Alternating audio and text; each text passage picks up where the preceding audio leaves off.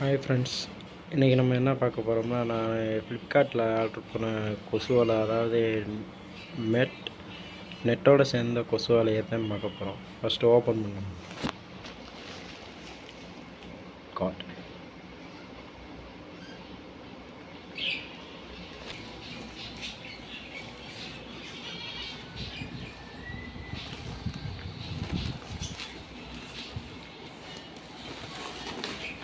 Open பண்ணால் உள்ளே ஒரு கவர் கொடுத்துருவாங்க ஃப்ரெண்ட்ஸ்.